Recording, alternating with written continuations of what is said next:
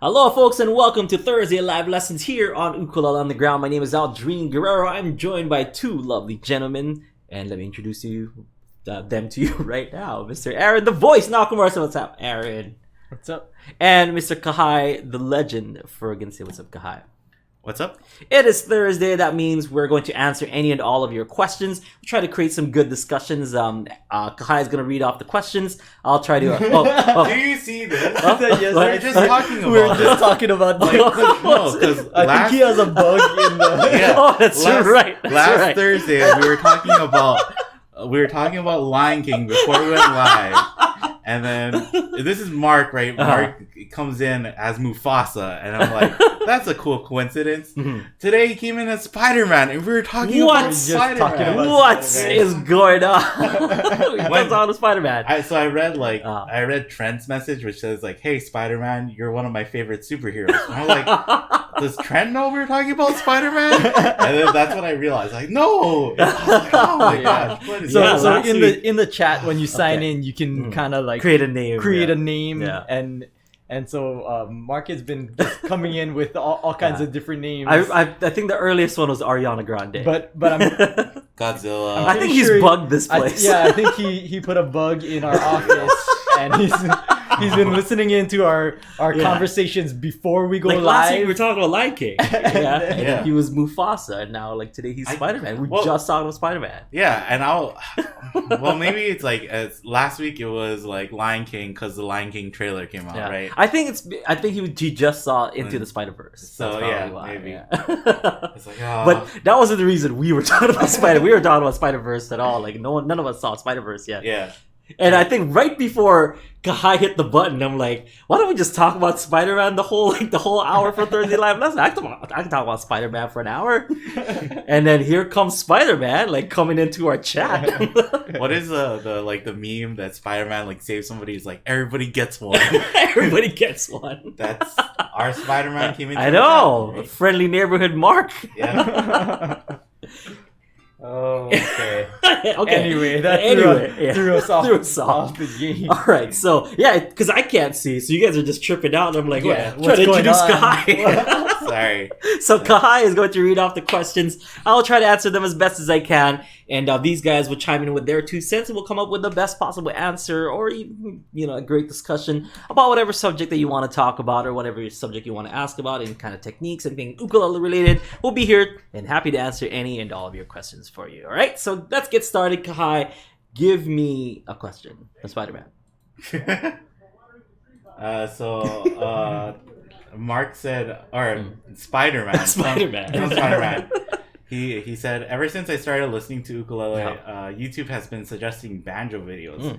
I finally decided to click on one talking about bluegrass banjo styles. And so he linked the video, and it's actually a pretty interesting video breaking down The different styles. Yeah, over the year and kind of how they evolved, right? But his question was, I was just curious, what are the classic ukulele styles? What about modern ukulele styles? And who are some uk players that epitomize these styles? Okay, that's actually a great question, great topic of discussion. We could talk about that for an hour because there's like so much styles. There's styles that were around when I was growing up, and there was some styles around when our parents were growing up, and when their parents were growing up. There's all these little different waves of ukulele style that just kind of happened to be popular. Way back then when it first started, there's a lot of like Elvis-y kind of stuff, or like Tin Pan Alley kind of things, and there's there's the wave of like Tiny Tim, and then there's the wave of like Herb Ohta and like Lau Ritz and all those guys playing all these like romantic and kind of jazz songs in the ukulele.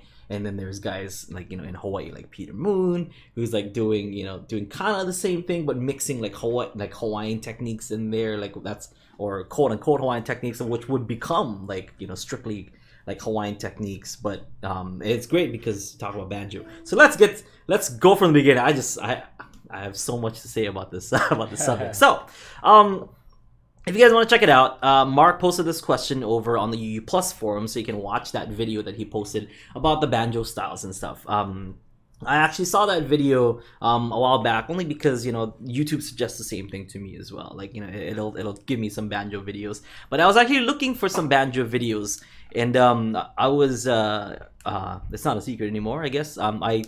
I give lessons to Lauren Bouchard, the Bob's Burgers guy, and he's very interested in like in these different styles, like these kind of claw hammer kind of things, and he kind of wants to do things on the ukulele that that doesn't sound quite ukulele-ish, but he wants to kind of put his own spin into things. So I did some research on claw hammer technique and found that there's two main styles. I mean, there's a lot of different styles in banjo playing, but in banjo playing there's two main styles.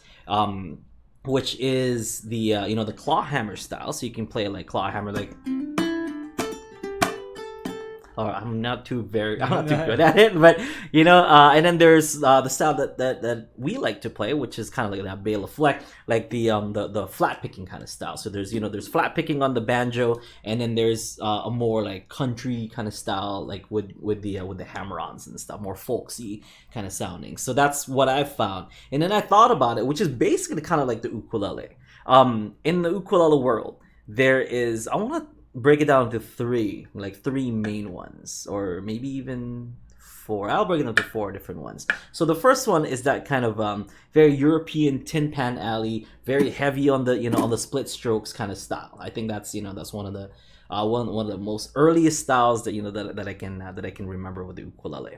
And then can you do something similar? I don't want to I don't want to try to make like I know how, and then like it's just like no, that's not how you do it. That's not how you do it. That's not how you do it, because I don't. I mean, if you were to tell Bela Fleck, like, oh, do something like kind of claw hammer, he'd be like, I can, but I like kind of not his thing. Yeah, exactly. So like what, like 5'2", 5'2", something like the kind of Tin Pan Alley. Yeah, a lot classics. of like George Formby, that kind of stuff. Like that's all that that style. Very split stroke, very like kind of fan stroke, double time and things like that.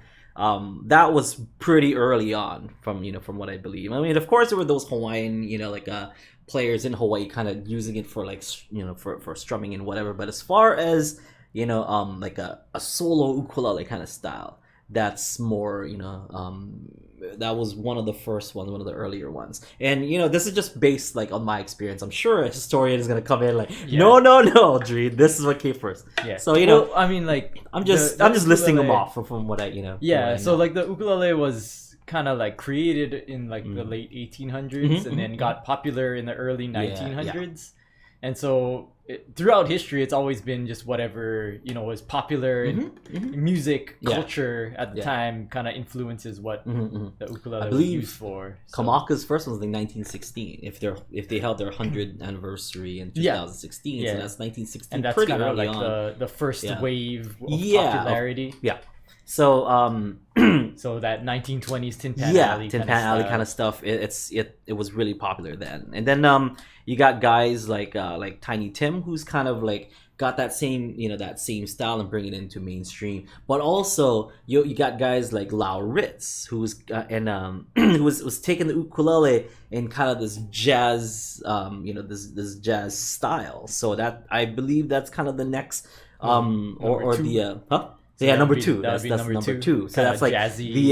The evolution of what what the ukulele, because they're playing a lot of cool like jazzy chords, but Lau Ritz kind of took it to like a jazz guitarist kind of way, because Lau Ritz very very prominent with the jazz guitar, kind of took everything that he knew in the guitar, played it on on his Gibson baritone ukulele, or a tenor baritone tenor ukulele. That's a different discussion. Like, was it a tenor? Was it a baritone? Is it an ukulele? Is it a guitar? I think we've had that before. And then guys like Herb Alta, saw guys like that, and it's like, okay, well, let's try to do some kind of chord stuff. So and then just to clarify though, this is Herb Alta Senior. Right? Senior, because there's two Herb Alta. Right. And then like Ohta-San. Ohta-San. So Ohta-San, and guys like Peter Moon, another guy like Eddie Kamai, those guys started kind of taking it to like to a totally different level, where they're combining some banjo techniques, and that stems from the like Hawaiian slack key stuff, because Peter Moon very good at very good at the guitar, very good at regular guitar, very good at like slack key guitar. So he's incorporating some of those like kind of banjo like techniques to the ukulele, and that's the one of the first times we hear like riffs like things like that, like Eddie Kamai and yeah, that kind of pull-offy kind of technique, Eddie Kamai and Peter Moon, and then with Herb Ohta, they're kind of taking these and taking these styles, but Herb Ohta was more kind of like the like more jazzy, but he's taking like normal kind of pop songs, back in the day. That's why Herb Ohta had like a lot of albums, like 30, 40, 50, maybe 100. He had a lot of albums. He did, yeah. And instrumental versions of popular songs. Exactly. So he took a lot of those and he did, like cool little like chord melody type of arrangements to it. So he took styles like the Tin Pan Alley stuff and what Lauritz was doing, and kind of did it, on his own. So it's like a combination. I don't really want to name it as one style. It's like a combination of the two earlier styles. And guys like Eddie Kamai and Peter Moon, I think they sparked the late 80s renaissance in the ukulele when the Kyle Crater Boys started coming in, because Kyle Crater Boys, Troy Fernandez heavily took a lot of influence from Peter Moon, and you can tell like a lot of the songs that Troy Fernandez has done in his ukulele career has also been done by Sunday Manoa, which is like a Peter Moon's band, and also by the Peter Moon Band, which is Peter Moon's band. And he was inspired by that. Kavika is one of Troy Fernandez's signature songs, which is also Peter Moon's signature song. So if you listen to the solo like at the end of Kavika, which is basically like our like Hotel California, like it's got that like really long like solo ending and stuff. It's almost note for note like identical to Troy Fernandez covered his that. Version is pretty much identical to the but Peter then Moon guys version. like us, like growing up, so it's kind of crossing to when we were growing up, and we're like, we've never heard like the old Peter Moon version of say like Guava Jam or even Kavika and things like that. So when we hear like, oh, what's this fresh new take on the ukulele, because it's exciting and it's got this style, but it's actually back then from like originated Peter Moon. But Peter like Moon. Troy Fernandez kind of fine-tuned it and really doubled down on that banjo like style, whereas and I think it really helped with like Kyle Crater Boy, how it was him and Ernie Cruz, right? Yeah, like because then if it's like, I mean, not to say it's bad with more people, but with him and Ernie Cruz, it could like he could really shine, right? With the soloing, it's like, oh yeah, like people know like, oh, it's Troy because playing solos. Because I mean, like Ernie wasn't like he wasn't too shabby at soloing either. Like you can hear his solo in songs like "Are You Missing Me?" There's like a guitar solo in that, and you're like, okay, well. Ernie can hold his own and stuff, but Troy was really the star of like the instrumental parts, on the songs, because they know that a lot of ukulele players are going to copy or going to be like playing these songs, so they wanted to be kind of ukulele heavy. So that's like the third style. It's like that Troy Fernandez it's a evolved style of what Peter Moon and those guys kind of set up for guys like Troy Fernandez. And then you got guys like Jake Shimabukuro, which is like the fourth and final one, which is where we're currently at right now. Guys like Jake Shimabukuro took everything from the first three styles that we talked about. So that really fast kind of Tin Pan Alley strums and whatnot, he doesn't do the same style, but he's got that really fast right hand. He also has, he can take pop songs and he can make them really sing, like how Herb Ohta does, and he, just like Herb Ohta, I think sometimes Herb Ohta puts some like flamenco spin, to things, and so did Eddie Kamai, and so did Peter Moon. He does that as well, so whenever you hear like things like that, that's like reminiscent of like old Herb Ohta, or Ohta-San. I should just say Ohta-San, like Ohta-San and Peter Moon and guys like that. but then he's like putting his own really classical jazz twist to it. Even though there's guys like Lyle Ritz who's doing jazz back in the day, is like kind of this brand new evolved form of all three styles combined. So I'm really excited to see what the next evolution of ukulele styles is. But that's, for me, the timeline of the four main ones. I mean, there's little subcategories in between all of those, but I think and regional kind of categories. But I think mainly those four are what's really been big. So if you go to something like the UK, everyone's gonna be like, yeah, George Formby. It's like just like that's a standard. That's a standard bearer of how ukulele is supposed to be played there in the UK, because that was back then it worked. It worked since day one, I guess, and they're still obsessed with it, which is awesome because it's great. Yeah, well, like you were saying, like how Crater Boys is like for us, right? Yeah, and we're still obsessed with it. Yeah, and like that is definitely like the music that I grew up with, and so it just seems like in the UK, it's like they kind of miss that whole generation, and because it was like a Hawaii only. Because back then, like late '80s and '90s and stuff, there was like no internet really, like so we can't really trade information. We're like, oh, this is what we're doing now, like. Yeah. And same thing where like we didn't know what they were doing across the pond, because and so they're doing their own thing. So the ukulele evolved over there. So you got guys like Ukulele Zaza, Ukulele Uff, like these guys who are perpetuating that style and kind of evolving that George Formby style. And then you got guys over here like Jake, like Kale, Taimane, who are perpetuating and evolving the styles like Ohta-San and Peter Moon and all that. So you can kind of see where it's split into two. But it's like it is cool that it's like the same family, but it is just like like when we look at those guys like from the UK, it's just like, I don't know how you do this, like, because it's just like such a different way of growing up, right? Like even the groove or the feel of music is like so different from what we know. Yeah.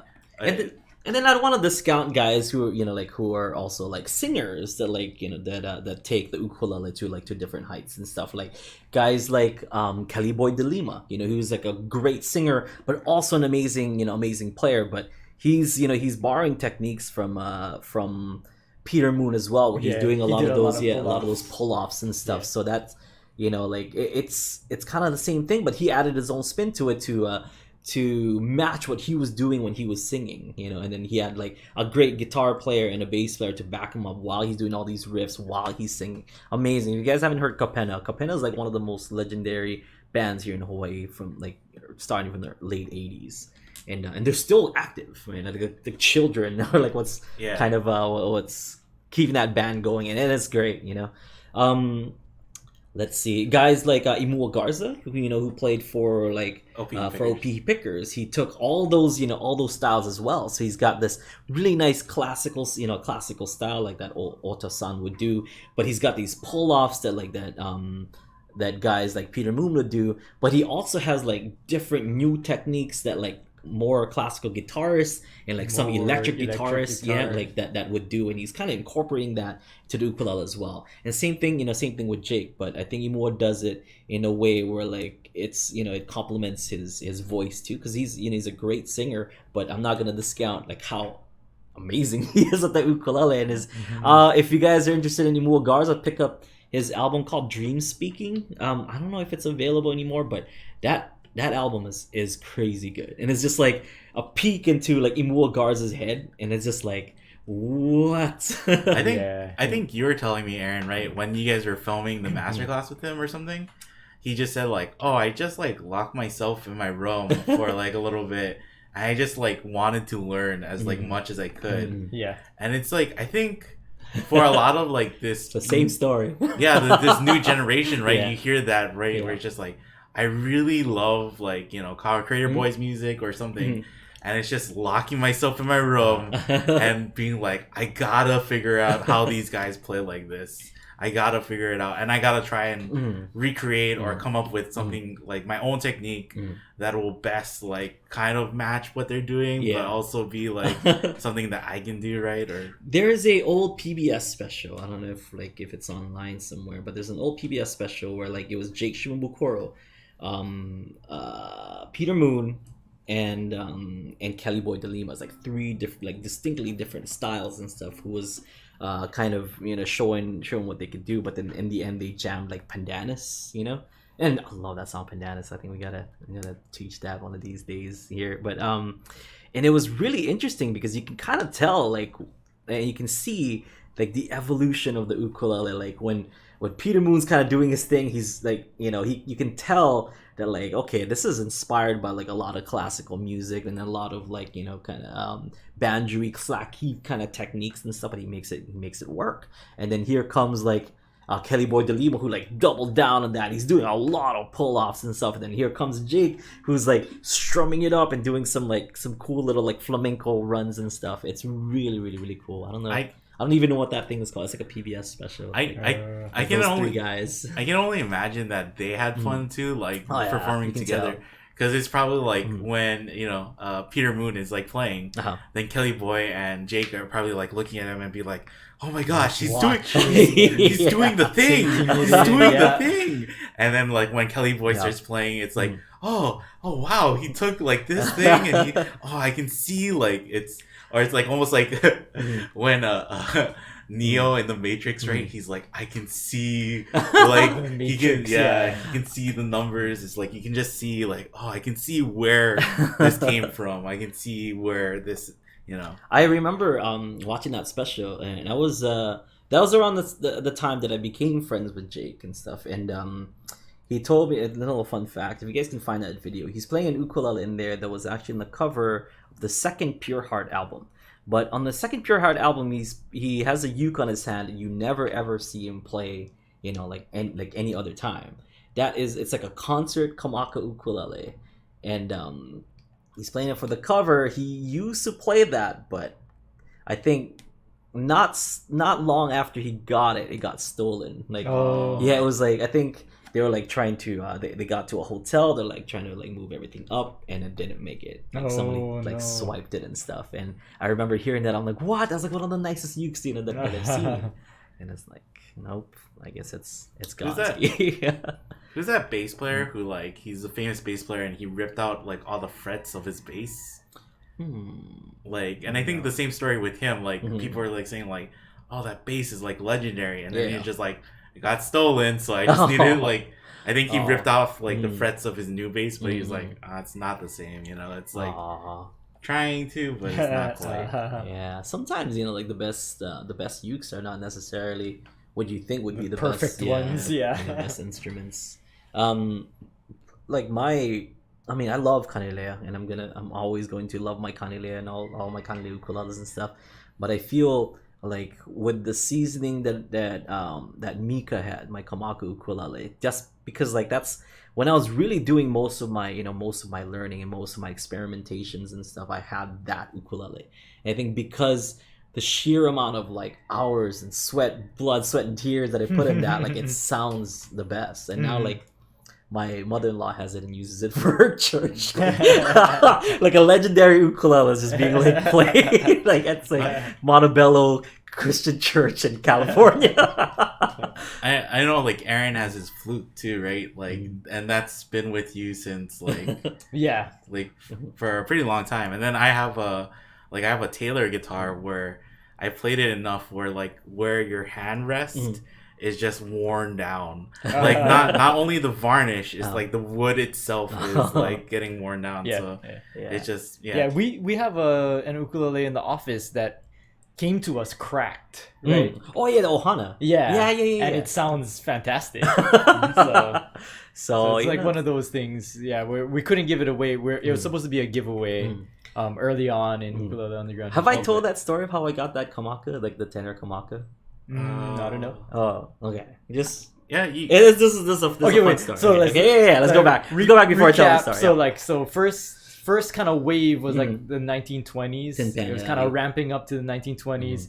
So that type of music was popular in the 1920s. That Tin Pan Alley stuff. Then you would say maybe the second wave was like 40s, 50s. 40s, 50s. So that was Lyle Ritz and some Ohta-San, like he's kind of doing like some jazzy stuff because he's heard of Lyle Ritz, and he's just kind of like like how like he's hearing like these things because Ohta-San used to be like, yeah, I'm pretty much the best ukulele player in the world, like there's like a story of him like winning this radio contest. It was like a radio contest, and he would go, and he said that like he won first place, and his prize was like a comb, like a fine-tooth comb brush or whatever. And he's like, he went back again the next day, won it again, back again the next day, and they're like, you can't enter, you can't enter anymore. That's a legendary story that he always tells and stuff. So that was like the 60s, 70s. Yeah. That was when Herb Ohta Sr. was, and then like he's like, okay, well, there's this guy like across the pond, like that he's heard of, like that does all these like crazy things and stuff, and that's, I believe, kind of the start of like Ohta like doing doing the jazzy kind more of chords, jazz. But then he was like more of a pop 70s guy, and Ohta-san's got a lot of like accolades to his name, like playing with like the Philharmonic and stuff. Like he's done some amazing stuff in his career. There's so that's the second wave, kind of jazzy. Yeah, and so then 60s and 70s. Yeah, then late 80s, early 90s. That was kind of like, that's the evolution, the evolution of it, because it started like in the 70s with Peter Moon and all those guys taking those, but then it wasn't really refined until Troy Fernandez took it and kind of ran with it. Yeah, and that was like early 90s. Right? Yeah, late 80s, early 90s, because I think the first album was in the 90s, but I think they were like kind of playing birthday parties and stuff like that. Like back in... And then I kind of want to say that it never really stopped from that point. No, that's the style that's still going on today. Yeah. You got guys like Fingers here. It kind of just morphed into this new style from then throughout the 90s, because that's kind of when the internet started getting popular, like throughout the 90s, and people could see what was going on everywhere. And then like that like that riff and stuff, you hear that still like to this day. Yeah, you got guys like Imua, not Imua Garza, but like the band Imua, who's got those same kind of riffs in there. You got even like in some Opiki Pickers, he's playing, he's playing homage to like to those kind of styles and stuff. So you can tell that that's like really where that style took off. Guys like Peter Moon and stuff, they made that style awesome. Like they're the ones who started that kind of style of taking the things that Herb Ohta was doing, things that Lyle Ritz was doing, and then adding their own kind of slacky and classical styles to it. But then guys like Troy Fernandez kind of took it, simplified it, and made it like a thing. Is when it became really like it became a pull off style, like it's just that like kind of slacky Hawaiian ukulele. Or I can also see too where that's like that ukulele style plus like it's also kind of like when they're using that style with like Hawaiian music too, right? And you hear that like when you said like, oh, the Peaky Pickers played like that riff. I was like, oh yeah, I can clearly hear that like in so many of like Hawaiian bands, right? Where they just they'll have like a ukulele player, and it's like he can do like a little bit of things, and he just puts it in here. And there. Yeah, and it some riffs and stuff. It really just stemmed from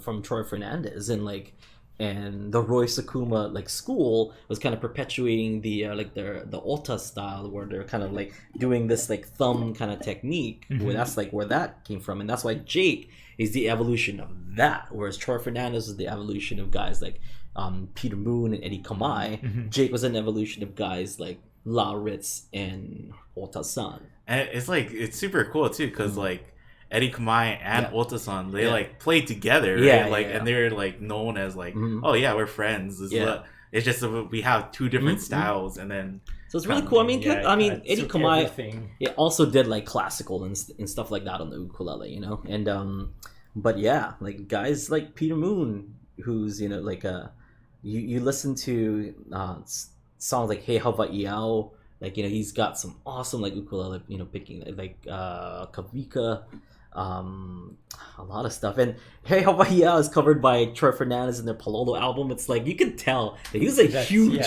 like a Peter Moon fan. Yeah. And kind of like me, like you can tell I'm a huge like Troy Fernandez and Jake Shimabukuro fans, because that's like a lot of stuff that we play live. You know, we play a lot of stuff from the Kyle Creator Boys catalog, which I didn't know back then was part of like the Peter Moon catalog, and it's just like, okay, well, so I guess I'm copying Peter Moon instead. But the evolution is what we're talking about, and that's kind of where it was refined. It was guys like Troy Fernandez who really refined that style and made it like the style of ukulele playing. The joke we always say, right, is like, oh, this is originally done by Car Creator Boys.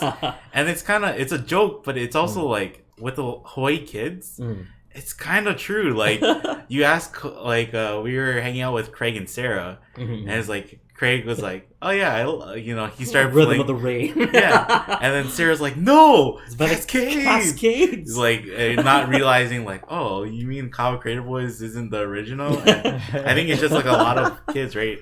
Or like I know for me, I grew up with like the Kyle Creator Boys version of Brown Eyed Girl, and it's like I didn't hear the Van Morrison version until like way later, where it's like, oh yeah, this is okay, yeah, I guess this is where it came from. Or like Stand By Me or Friend of the Devil, all those things is like just grew up with the Kyle Creator Boys version. Yeah, so Kyle Creator Boys, also Troy Fernandez has a band that did a lot of Hawaiian music called Palolo, which is Troy Fernandez, Nathan, and Chino Montero. I forget Nathan's middle name. Nathan something. Not Aviao though. Troy, Nathan, and Chino Montero. The late Chino Montero, I should say. That's like a great like Hawaiian ukulele album. If you can find the first Palolo album, that's got like a lot of iconic like Hawaiian tunes to it. Like Hey Hawaii, it's got Nani Waimea. It's got like Tears of My Pillow, like it's got like Land Down Under, a lot of the stuff that we play still here, and a lot of the songs that they did was like Peter Moon Band songs. So it's really cool, but like a modern from the 90s, 90s modern take on like 70s music, which is really cool. So check that out. It's pretty rare, but I think you can still find it like maybe on eBay. I know there's like a guy who's doing like bootleg stuff from like old Hawaii. That's how I got my Pure Heart CDs, or my Kyle Creator Boy CDs and stuff. Because my original ones from the 90s, like they're all like scratched out and whatever. I played them on my PlayStation until it like couldn't play anymore, and I wanted physical copies, so I ordered some from eBay a while back. I don't know if that guy's still doing it, but it was like $15 a CD, where he probably just burned it for $1 and got $14 of my money. When did Jake go start doing like his solo stuff? 2001. Okay, so that's kind of like right around the same time that Imua Garza's Dream Speaking came out. It was like 2003. Yeah. So from 2000 on, basically, that's kind of the next generation. Yeah, like not that Jake wasn't doing like amazing things with Pure Heart and stuff, but like people didn't know like the current Jake, like how we know him now, because back then he relied on like like a guitar rhythm and like and percussions and stuff, so he could do things like body surfing and whatever. Like you wouldn't see him do body surfing in his concerts now, because that's more of a Pure Heart thing. Unless he's playing with Pure Heart, you're not really gonna hear body surfing, even though it's one of his songs. And that's a Ohta-San song, so you can tell that's where he stems from. Where he got it from. The songs were like Bring Me Your Cup, or any of the UB40 songs they play too. And that's kind of like, that's also like with Pure Heart, right? They took this this reggae band from the England, right? Like that's where UB40 and then they're coming to Kauai. Are you gonna go? No, I'm probably not. I don't know. I just don't go to concerts, but like they took that, and then they're like, oh, we can play these songs too, right? Like, so you can kind of hear that too. And we didn't even talk about James Hill. James Hill is like, I know. Okay, that's a different path from like that. Totally that's a Tin Pan Alley. Like that starts from there and then like takes off on its own. Goes towards Canada. So maybe there's a fifth or sixth one even. I was gonna say like in the family tree, that's like Like you have everybody going down, right? And then James Hill is like an alien, like on the side, like he's humanoid, but he is just like a whole different thing. Seven fingers on one hand. I'm gonna take a quote from Bob's Burgers, Louise. Enough about Canada. But I can't believe I forgot that. And we had like a discussion with James and how he got his. So I'm thinking that's like the 5th or even 6th version of that, because his teacher was that would be the 5th style, but that only existed in that one region. Style, right? But then James would be the evolved version of that, whereas his teacher was like the Ohta-San, and then he's like the Jake. And he not comparing him to Jake at all or anything, but just in this. But it's like they're two masters of their own craft. So. But he and Aaron has a CD, right? Like, what is it called? James. No, it wasn't even James Hill. It was the People versus Funk. Yeah, it's not James. That's the people. Yeah. So James Hill kind of he went to a school for music, and he was experimenting with all different. James is just an amazing musician. Yeah, he knows how to play works in all kinds of instruments, ways, and he's able to play them proficiently. And he was able to put together a full album just of himself when he was in college, just for funsies. A funk album, and it's pretty good. Yeah. And so he. Since then, he kind of really channeled all of his energy into ukulele and took it to places that no one ever thought that it could go. So so I mean, like I said, we're not we don't claim to be historians or whatever. We're just kind of talking about based on our own experiences, and I'm sure there's a style in some other country that's we've been playing this style here like this, and we even tune our ukuleles like that, kind of like how they tune in A over in Canada. It's it's got to be a lot, but I'm guessing 6. I'm gonna count 6 now. Very kind of distinct styles. I'm sure if we keep talking about it though, right, it would be like, I'd be like, there's 7 and there's 8 and there's 10 of them. Well, maybe 7.5, and what about this person? I'm like, okay, 8. Yeah, but then, you know what, guys? Just as a reminder, a bunch of those people are still performing today. So if you have a chance to check out any of these legends play, I would suggest you take it. Guys like Troy Fernandez, he's still playing out there. Bless his soul, Ernie Cruz Jr. Passed away not too long ago. So the chance of seeing them both as Kyle Crater Boys have kind of come and gone. But you can still see Troy. Go see Troy if you have a chance to see Troy. It is especially right kind of at the end, right? Of Ernie Cruz. Because it's really cool because you see Ernie Cruz in Kyle Crater Boys, and then Ernie Cruz with Umua Garza. That's next level stuff. And then it's oh my gosh.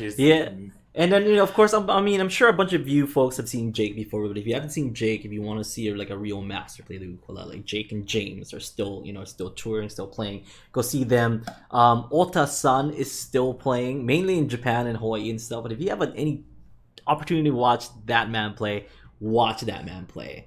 Who else is still around and playing? Peter Moon passed. He's no longer playing. I got to see him though, and Eddie Kamai. I got to see both. I was kind of stoked, and I think Eddie Kamai, nobody really knew what was playing, or who was playing the ukulele at that point. Everyone just kind of walking by. I'm like, oh my god, it's Eddie Kamai playing uke of all things, because he's usually a guitar player. This is some rare opportunity. Yeah, Kelly Boy, right? And Kelly Boy is still playing. Yeah. Who else? You can also see people. I mean, we didn't. Emil Garza, he's still playing sometimes. Yeah. Uncle Willie plays on ukulele, so he kind of does half a show with guitar and ukulele. So and then rocking it. There's other musicians too who will kind of do that too, who they split their time between guitar. Yeah. So check out their calendars and stuff. If you guys have any opportunities to see these awesome players play, I would highly, highly, highly suggest it. And I mean, we live in the golden age of the ukulele, I believe, where all these distinctive styles actually have a place in everybody. I've been to Thailand, and there's a lot of guys that kind of want to play like Jake and James and stuff. They have that style, but then there's also guys like Apirak, who's who's paying homage to like the Herb Ohta, like the Ohta-San style. And he plays, he plays it that way, and you got guys playing like the kind of Troy Fernandez way, and they're, it's here now. Like all these styles are available. It's great. Somebody else that I thought of too, that kind of like, to me, it's like, oh, he kind of like it went off on his own too, right? Is Jason? Like, yeah, Arimoto. Yeah, where you can hear like, of course, like Jason grew up like on Oahu, right? And grew up with influences like that. Yeah. But then now he's like probably one of the best blues ukulele players in the world, right? So yeah, so it's tough right now because we're such a, like in a golden age and almost like a renaissance in ukulele playing to kind of name another player like that kind of influential of a player, because Jake is still at the top of the hill. It's not like everyone's playing a Kale Gamiao style now. It's like, no, because his style is still like kind of Jake. Well, Jake hasn't gone down. Jake is full steam ahead. Like I think he just did a track with Michael McDonald. He did like Winter Wonderland and stuff. I'm like, geez. And I think he's setting up for a collab with like Willie Nelson. I'm like, that guy's not slowing down anytime soon. He's a bullet train. Come on, Jake. Not running out of gas anytime soon. So it's crazy because I want to see the next evolution of ukulele, but I feel that like I'm not gonna see it, and not anytime soon, at least. There's some kids though where we watch and it's like, oh, this kid obviously has like. Yeah, I mean, I'm seeing new styles all the time, but not anything like as influential. Taking off. Like I'm not seeing everybody do like like that kind of percussive style. That's kind of getting not super popular, but it's it's gaining some speed. But not everyone's gonna be doing that doing that kind of style with like the percussion and stuff. Although really cool, really flashy, I love it. But I can't compare that to say like Troy Fernandez pull off kind of playing. Like it's not gonna be as big as that. I mean I'd like to see it to be that popular. Yeah, well, you never know because that the time span between like Peter Moon and Troy Fernandez, that's true. That was about 10 years or so. Yeah. So like you don't know what it's going to be. That's true. I think the biggest like change kind of was between that Tim Pan Alley and the Peter Moon, right? Like from like the 20s to like the 70s. Like that's like a big time span. Yeah, that's where you can see like the biggest change, and then from there it's kind of like smaller evolutions. But I feel like that Jake has ruled since like 2000. Since he came out Pure Heart, where like he just overshadowed the Troy Fernandez style of playing. I was right at that point. I remember thinking like, he's not gonna make it on his own. Like he needs the backing. Like how is he gonna just do solo arrangements of things like for a whole concert? Like nobody's gonna listen to that, because even what we knew, right? Like Kyle Crater Boys, it was at least two of them. There was like singing. There was singing and like a backup instrument, and then you could let the ukulele shine. And it was really unique, like his journey and stuff. Because I mean, like. He was managed by, or at least Pure Heart was managed by John's parents, right? So John's parents are the ones that's like kind of taking him. Like he didn't manage himself. Like he's always had a manager, and his next manager after Sheldon Yamasato was Kazusa Flanagan, which Kazusa Flanagan has never managed anyone before then. Like but she had the connections in Japan. Yeah, she had the connection in Japan. I think she worked at like the radio stations. So she just knew people. Yeah. But then like. As far as like managing somebody and like arranging tours and stuff, like she had no experience in doing anything like that. And that's why I thought like, well, he's gonna be big in Japan. Big in Japan, like how Ohta-San is, right? Yeah, that's pretty much it. But dang, that guy's take off, and it's like ukulele disco. Ukulele disco like put up that "While My Guitar Gently Weeps" video, and that's like that. Even Jake will will tell you that like it's. From that point on, where he became like an international like mega star in ukulele. Yeah, when people kind of saw what you could do with just an ukulele, it kind of blew everybody away. But before then, I think he would have been if he didn't do that. I mean, maybe he would have come up with something. He's Jake and stuff, but it's very it's not unusual to say that like he would have been in like ukulele limbo. Like if he didn't do anything like that. Where there's a lot of players nowadays who are kind of in limbo, where like they're really good, but they don't do like kind of this breakout tune and stuff. And I feel like I would have been in limbo if I didn't exist in YouTube 10 years ago or 12, 14 years ago. I would not have stood out. There's so much good players, you know. Yeah. Jake for sure. Like, we like definitely talk about like everything that he's like achieved. Yeah. And he definitely like deserves all of that because he's just like such a hardworking guy, right? Like hardworking and like down to earth. Yeah. So nice. Yeah. Really, really cool. Yeah. So so hopefully one of these days you can visit us for an Aloha Friday Live Jam, perhaps, Jake. If you're listening to this podcast. I think any. I don't think he listens to this podcast. I know, but I'm just saying. We might get a call. No, you never know. Actually, he might pop up. You never know. He might pop up. Let's just say that he might pop up. Well, I would love like any person that we mentioned, right? Like just like Kelly Boy or like. I can get Jake to pop up here before the end of the year. Before the end of the year. That's coming up. Via phone call, via whatever. How much you want to bet right now? Jake, I on know. a Aloha Friday Live Jam or something. He's know, like, why are you calling me? Yeah. I'm feeding my kid right now. No. I'm on tour to responsible parents. But he'll pop up sooner than you think, guy. Sooner than you think. Okay. Jake Shimabukuro will be on the show. Maybe not. Like me on this, but like in a Aloha Friday Live Jam, where like more things kind of can happen. Anything can happen. Anything can happen on Friday. Let me just tell you, Kai. Tell you right now. Everybody watch Aloha Friday Live Jams because you never know who's gonna pop up. We're trying to get our view count up.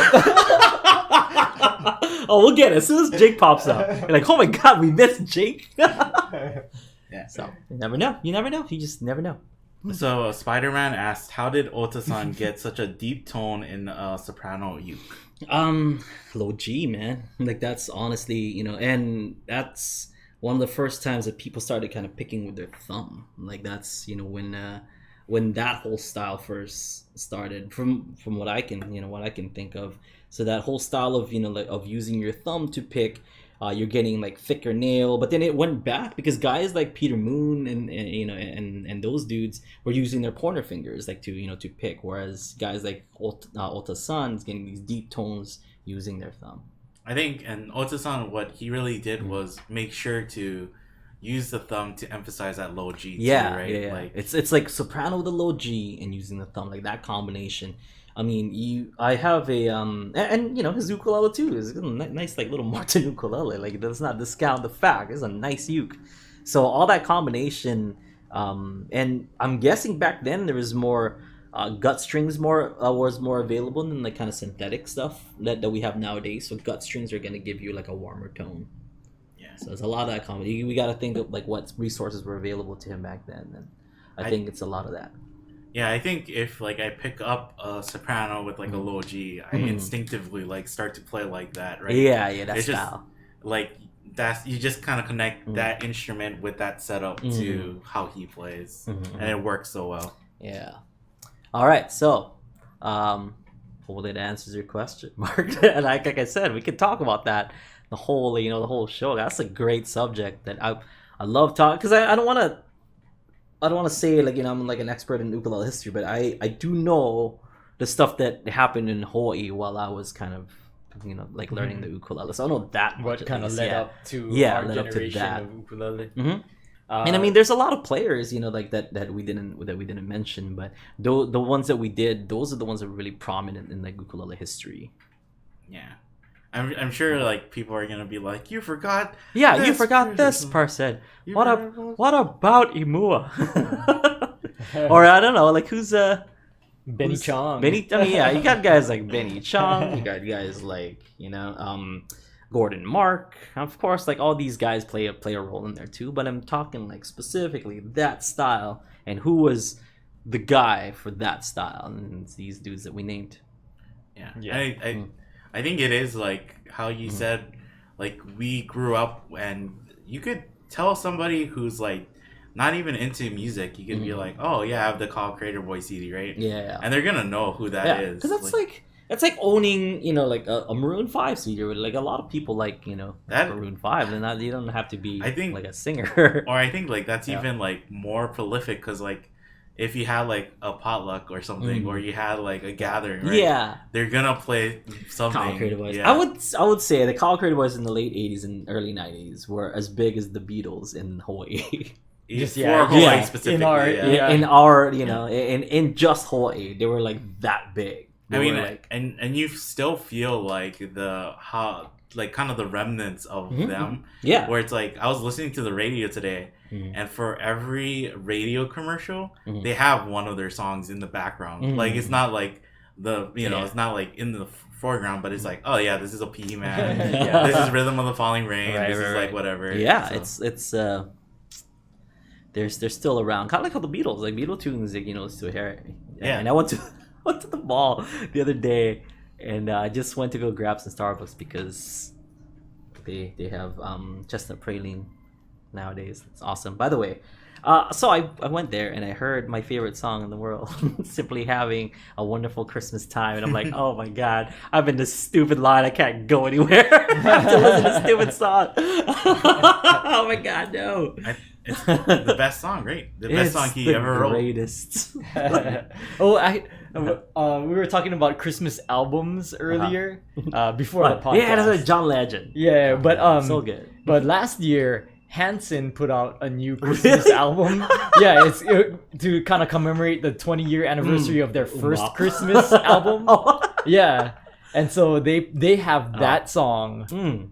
Simply Having a Wonderful Christmas Time, and it's pretty good. It's- Maybe. you I'll- might I'll check it out. want to Check it out. give it Check a it out. give it a Yeah. spin. I'm gonna turn my cap to the side, wear my bright colored sweater, do all the 90s things, and maybe I might even put out my jumpers. A The trapper keeper in my hand. all that stuff is coming back, right? Because like Yeah, man. they did the remake of Home Alone with Macaulay Culkin. Yeah, he Yeah. did. He like reenacted the scenes and stuff. Oh. Yeah. So Even that Bruno Mars video was like a 90s throwback, yeah, yeah, with Cardi B. or he has like it seems like he just loves like that music, right? Like all that music, so he wants to recreate it. All right, Uh, so Or before we move on or anything, you brought up, you said like how you got your oh yeah, the Kamaka. That's Yeah. right, that's right. So I almost forgot the Kamaka. I don't know if I told the story before, but I got it over at Scotty's Music when it was still in Kalaheo. And if you guys don't know Daniel Cummings, if you guys don't know that name, we had a lesson with him. Was it Ukulele on the Ground? Was that in? I believe it was still Ukulele on the Ground, right? yeah. Is there a it's place? Like it's Okay. like the second one. Yeah, we had it. My friend Daniel Cummings and I used to live together. And at 409, a lot of people lived in the apartment that I lived in when I was in college. We're talking like at one point there was like 8 people living in this one bedroom, apartment, and we called Poor it college students. we call it the Hive, really, It's- because a lot of us like were Really? writing music, producing music. It's like a police officer just can break down the door and you just see all of you guys run out. Scatter like Breed! cockroaches. All right. I mean, side story. One of the most embarrassing stories from that one, like a bunch of us, like WoW just came out, like World of Warcraft and stuff, and we were like all obsessed with it. And we don't even have our own internet. We were like mooching off of like someone's Wi-Fi that wasn't protected. And, like there's like 6-7 computers, like all of us like playing WoW at the same, because it's more fun to play with people in the same room and stuff. So there's this girl, like really beautiful girl, like next door, typical whatever. She goes and she knows us and stuff, and our door's always open, and she like passes by. She's like, oh hey guys, how's it going? And like we're sitting down in our spots and stuff, like, oh hey, how's it going? Like going off to work, like yeah. 8 hours later, she comes back and we're sitting in the same position. And she's like, oh hey guys, not much today, huh? I was like, no. Anyway, so Daniel for some reason ran away to Kauai and left me with the rent for like 3 months. So I was like, he ran away. He wasn't like answering my calls and stuff. I guess he was embarrassed. Something happened. I don't want to get into it and stuff, but he owed me like 3 months rent. So I came to Kauai because it was like I believe it was Christmas time. So when I came to Kauai, I seeked them out and was like, hey, sorry for the 3 months rent that I owed you. Here's the money. I was like, okay, cool. So I had like 3 months rent in my in my hand, and I went to Scotty's Music, and I'm not, how do I, Scotty and I have a very interesting relationship. We're customer strictly and professional. Yeah, strictly professional. It is strictly professional. So I'm there, and some of the other workers there, I'm like really good friends with, and some of my closest friends. Gilburn, he was working there, and he's like, oh, we just got these Kamakas in, check them out. I was like, oh, right on. So I'm like, I'm playing it, and there's these people that kind of recognize from Ukulele Underground, which like we've only been doing for like a year or something. They're like, oh, can you play us a song? I'm like, okay, cool. So I played While My Guitar Gently Weeps, like at full blast. I didn't know that Scotty was there. And he's like, now you're gonna have to buy that uke now. And I'm like, ha, in your face, Scotty, because I have the money in my pocket right now. I was not like planning to buy an ukulele that day, but I'm like, just to like put it in your face that I can buy this uke, Scotty. I'm putting this down in cash right now. What are you gonna say about that? He's like, no, I like that you're buying from my store. I was like, actually, can I get not this one, but that one up there? Like, so I wanted him to like climb up, grab some new ones. He came back down. He's like, oh, is this the one that you want? I'm like, can I see the other two up there? So he went back up. He's like, he showed me, okay, do you want this one, that one? I was like, okay, it's either between this one and this one. So give me a second. And I waited until he put it away, that one that I was just playing. And I was like, you know what? I'm gonna go with the first one because I liked how it felt. Oh. So went back up and grabbed that first one again. He's like, all right, you're gonna have to either buy this one or get out of my store. And I was like, no, I'm buying this one. So I gave him the money. I was like, he's like, no. I'm like, no, I'm just joking. So I made Scotty go up and down because he had like a ladder because it was like on the top of something. Yeah, go up and down the ladder.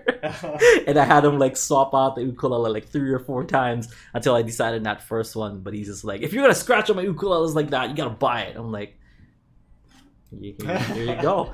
I felt just the spite. Exactly, just a spite. And it became like one of my best sounding ukuleles. It's one of those, and that's why I bring up the story because it's like you really don't know where that perfect ukulele is gonna find you. And that ukulele has been my second-hand man or uke or a friend or whatever that's been my best friend in like my journeys in playing and learning the ukulele. Like a lot of the techniques that that I learned, a lot of songs that I wrote and stuff was written on that ukulele, and it was really an accident because I didn't think that Scotty was gonna walk in while I was banging away on one of his instruments. It's like it's fine to we have a lot of people who come to the site and they're like, oh, I ordered a kala online or something, and they just got it and they just start playing, and that's like perfectly fine, and you can like fall in love with it. But there is something to be said about like loving your instrument so much that you don't want to put it down. No, yeah.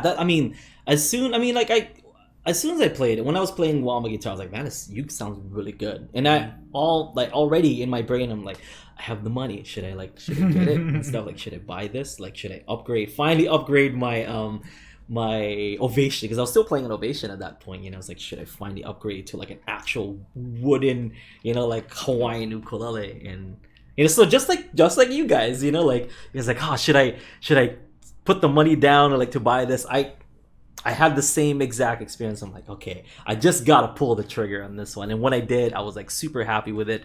And I credit a lot of my earlier work to that ukulele because I was so inspired that a lot of songs came out and a lot of techniques, just kind of flowed through with that ukulele. And that ukulele was worked on by Kamaka, by Jake, and all these people. Like, it's been touched by many hands that are legends in this industry, and that's why I believe that ukulele is like my best sounding uke. I think like you're learning like card stuff. Yeah, cardistry.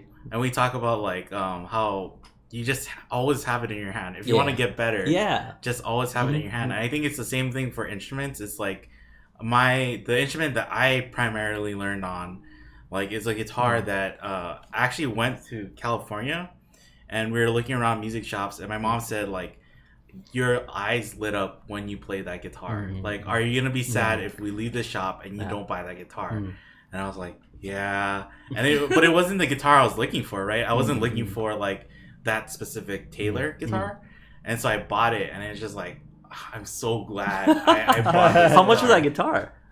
It's like 500. Okay. I think Okay, I was actually looking for like a more expensive Taylor with like a cutaway because I wanted to like do other stuff. Right. And then I just ended up getting that one, and because that's the one that sounded the best, right? yeah, and it fit me, and that one sat next to my desk like at home. Yeah. And my mom would be like, "How are you doing homework? Because you like do homework and then you pick up the guitar, you play it for 15 minutes, you put it down, you do more homework, you pick it up." And it's just like that. I totally credit like that, loving that guitar and feeling really comfortable with it. To like, I'm not a good guitarist, but you know, the amount that I can play now, it all comes because from of that. Yeah, it all stems from that. I mean, I was pretty okay. I was pretty good at the ukulele before then, but I think I really made like a huge like improvement as far as like maturing with the ukulele. Like that's, I credit it to that uke, because that uke was a lot less forgiving, because my Ovation, because it's like so soft and whatever, it's like a tank, and like you can mess up on it and it's totally fine. But when I have that Kamaka and when I have these now Hawaiian ukuleles, if I mess up even just a little bit, you can kind of tell more, so it's an unforgiving uke. Yeah, it's sometimes the instrument chooses you, like, and I feel that it was like, I don't want to say fate, but like, me coming into that store, me playing that ukulele, and Scotty like coming at the right time. It was just all like kind of lining up for me to have this ukulele. You had the money in your pocket. Yeah, I had the money in my pocket, exactly, because like Scotty didn't expect me to actually get it. He just wanted me to get out of the store. Like, stop ruining my ukes, get out of my store. So I'm like, I don't know how I should explain my relationship with Scotty from Scotty's music. I bought instruments from Scotty before too. Yeah. But then there's also been times where I've been in a shop and then like I've been playing and I'm like, nah, I'm not gonna buy anything. I just walk out because like I don't feel the instruments are great. I mean, and I do that. Like Mike is such a great guy. Mike who comes on the podcast. And whenever I go down to Music and Sound, he's always like, "Oh yeah, Kai, try out this guitar, try out this." And I'm like, "Oh yeah, it's cool." And I think I surprised him one time where I'm like playing a bass and I'm like, "I'll take this one." He's like, "Oh, really? Okay, cool." And he like, he set me up with it. And he's like, "I wasn't even supposed to work today. I was just down here for fun." He bought a bass, so it's awesome. That's cool, man. Zero pressure. I did the same thing. Like I bought like a Martin, that Martin guitar that's right there. Yeah. Like I bought that just like spur of the moment, and it was like my birthday. Yeah. I think we had just gotten paid, and I'm like, it was my birthday. I'm like, this is a birthday present for myself, because Heather wasn't my fiance yet, and I had control of my own money. Now for some reason, I have more money ever since I got married. Hey, there's a really good guitar that I want to buy. I know, but I promise. Because it's not like this guitar puts food on the table. It's like, no, you're a uke player. Like, well, it's like, and you get given ukes by your sponsor, so you don't really need to buy any ukuleles. Never mind then. Because I can't just be like, hey, there's this guitar that I want, and I'm just kind of wondering if I can use our. Like, no, you don't need another one. Yes. Yeah, see, that's why I'm single. Because I don't want to be tied down to that. But you know what? I like buying all my guitars and just walking in, being like, "Mike, give me that guitar. I haven't even played it. I just want it." I do like signing out to my account now and not seeing a negative next to like the numbers. That is nice. It's like, I didn't think I'd reached this point in my life where like I'm not in the red at all times. But okay, guys, hey, thank you so much for checking us out on Thursday Live Lesson. I hope you guys have enjoyed this. If you guys are checking this out via podcast, thank you so much for downloading this to your device and listening to this with your ears. But if you want to watch this and be stimulated with your eyes, sign up for UU Plus over on ukuleleunderground.com. And not only do you get to see what we're doing here on Thursday Live Lesson, but you can also interact with us. You can type in the chat, you can chat with us, you can ask us your questions and such, and you can also get access to what the over 1,000 videos. I don't know how much videos we have. We have over 1,000. I know that much. We have over 1,000 videos over on Ukulele on the Ground, and a lot of these are premium content just for our UE Plus members. That includes private ukulele lessons with yours truly. We have a one-on-one coaching that we do every Thursday. It's going to be later on today. We also have improvement systems. We have college-like courses. We have guest ukulele teachers. More of that if you guys are interested. And for those of you folks who are already signed up for UE Plus and watching this, thank you so much. And I hope you guys enjoy the rest of your day. Have a great one. Stick around for Songs Made Easy and one-on-one coaching. And I'll see you guys tomorrow for Aloha Friday Live Jam and the Songs Made Easy Jam. Aloha.